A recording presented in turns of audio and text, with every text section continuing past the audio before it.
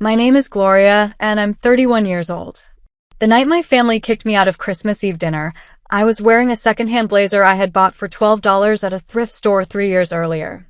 I remember that detail because my cousin Renata, the one who always made sure everyone knew the brand name on her bag, looked at my sleeve like it personally offended her. That was the last Christmas Eve dinner I attended as the poor one. What none of them knew, not a single soul at that table, was that 6 days earlier I had received a wire transfer confirmation that made my hands shake so hard I had to sit on the bathroom floor just to breathe. More than 500 million pesos landed directly into a business account with my name on it. I sat there on the cold tile, back against the bathtub, staring at the ceiling and thinking, they cannot know. Not yet. Maybe not ever. Let me back up, because nothing about my life looked like it was headed anywhere near that number. I grew up in a rented apartment in a neighborhood where the sidewalks cracked and nobody fixed them. My mother worked double shifts and still came up short at the end of every month. My father left when I was 9 and sent apologies by text on birthdays, sometimes. I watched my family operate on the assumption that money was something that happened to other people, people with connections, people with last names that opened doors. I absorbed that belief for years. Then, at 23, I started refusing it. I taught myself financial modeling on a secondhand laptop I bought in installments. I read everything I could find about real estate investment, about capital structuring, about how money actually moved between people and why. I started small, embarrassingly small. I saved every peso I could pull together working customer service for a logistics company during the day, and I spent my nights learning. I made my first small property investment at 25, a distressed unit in a building nobody wanted, and I flipped it 2 years later for a return that made my heart stop. I reinvested immediately. Then again. Then I brought in a silent partner, a woman named Sophia who had capital but no time and trusted my analysis after I showed her my track record, and together we started moving into commercial property acquisitions. The numbers grew. Slowly at first, then faster, then at a speed that felt almost fictional. I told no one in my family. Not my mother, not my aunts, not my cousins who gathered every holiday to compare salaries and complain about theirs. I had watched too many people around me get comfortable the moment they caught a hint of someone else's success. I had seen family dynamics shift overnight when money entered the conversation. The requests, the expectations, the subtle resentment when you said no. I wanted to build something solid before any of that could touch it. So I kept my life looking exactly the same from the outside. Same apartment. Same secondhand clothes. Same quiet demeanor at family dinners that suggested I was doing okay but nothing remarkable. That Christmas Eve, the dinner was at my Aunt Esperanza's house. There were maybe 20 people there. Cousins, their spouses, a few family friends. I arrived on time, brought a dish I had made myself, and sat at the end of the table where I usually sat.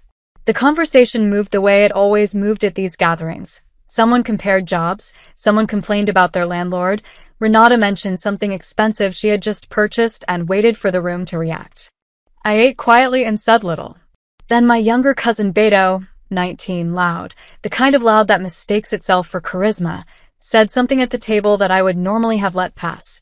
He made a comment about how some women just couldn't handle adult conversation, and when I responded calmly and directly, Aunt Esperanza told me, in front of the whole table, that I was being too sensible, that I was making the atmosphere uncomfortable, and that maybe I should go wait in the kitchen. I looked at her for a moment. Then I picked up my bag, said goodnight to my mother, who looked at her plate and said nothing, and I walked out. I drove home in silence. I did not cry. I sat in my parked car outside my apartment building for about 20 minutes, and I thought about the wire transfer confirmation still sitting in my email inbox. 500 million pesos. And they had just sent me to the kitchen for speaking. That night I made 2 decisions. The first was that I was done shrinking. The second was that I was going to buy a house. Not any house, not something modest and easy to dismiss. A house that would make every single person at that table understand, in one single moment, exactly who they had been dismissing for years. I opened my laptop and started searching in El Pedregal. Within 4 days, I had found it. 44 million pesos. 4 bedrooms, a private garden, a terrace that looked out over the city. I transferred the deposit on a Tuesday afternoon from my phone, sitting in the same second-hand blazer, eating leftover rice at my kitchen table. I told absolutely no one. The closing documents for the house in El Pedregal were signed on a Thursday morning, and I celebrated alone with a cup of coffee at my kitchen table. No champagne, no photographs, no announcement. The property agent, a composed woman named Valentina who had shown me 3 other properties before this one, shook my hand at the end and said she hoped I would be very happy there. I thanked her and drove back to my apartment, which still had a crack running along the bathroom ceiling that my landlord had been promising to fix for 2 years. I gave notice to vacate that same afternoon.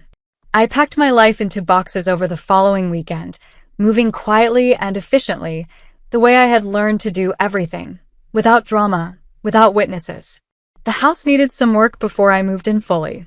I hired a small contracting team, sourced through Sophia's network, and spent 3 weeks overseeing renovations. New flooring in the main hall, updated kitchen fittings, fresh paint throughout in colors I had chosen myself from physical swatches because I wanted every decision in that house to be mine. I bought furniture slowly and deliberately. Nothing performative. Nothing designed to signal wealth to visitors.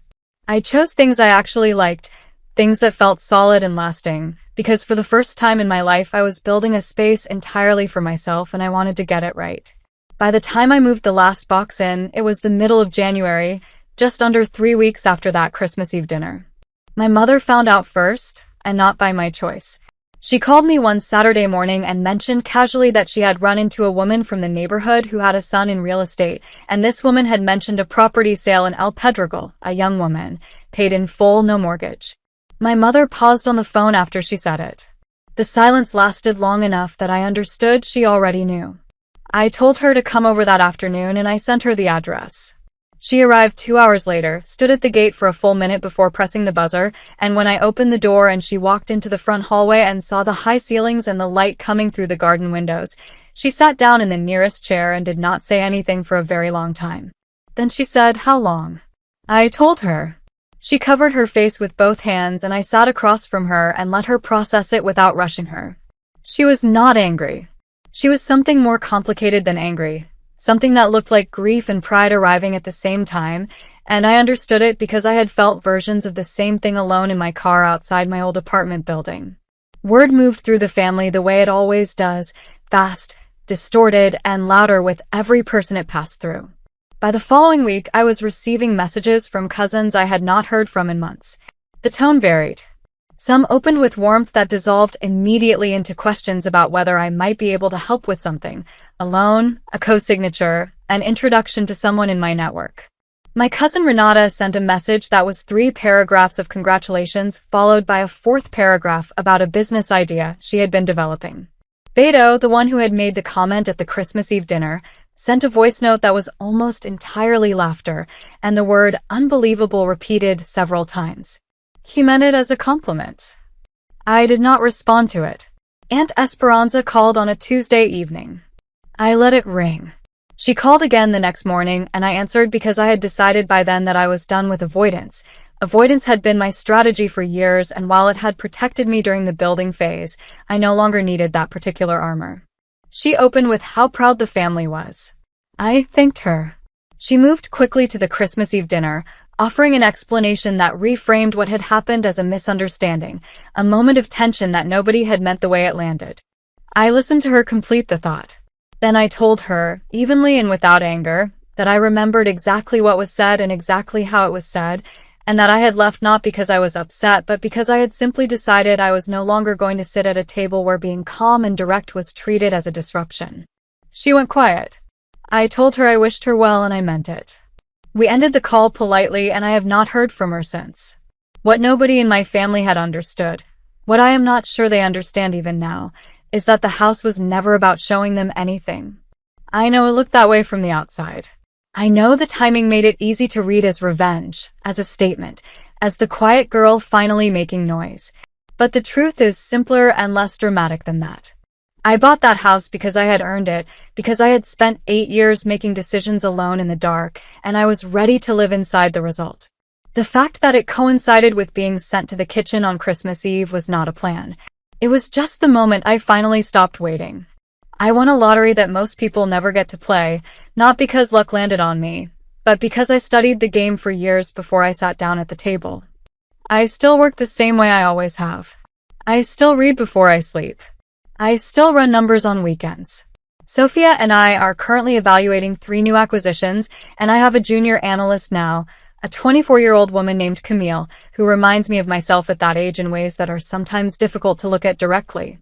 I tell her the same thing I wish someone had told me at 23. The gap between where you are and where you want to be is mostly made of time and repetition. Not talent. Not luck. Not the right last name. Time and repetition, and the discipline to keep going when nothing outside of you is confirming that you are on the right track. The crack in my old bathroom ceiling has presumably been fixed for someone else now. I have a garden terrace where I take my coffee in the mornings and look at the city and think about what I am building next. My family knows what I have. Some of them have adjusted and some of them have not, and I have made my peace with both outcomes. I gained most of 500 millions to pesos and almost told my family on Christmas Eve, but a week before that they removed me from dinner for being too sensible. So I stayed quiet, bought a 44 million peso house in El Pedregal, and then everything came out. I do not regret a single second of the silence.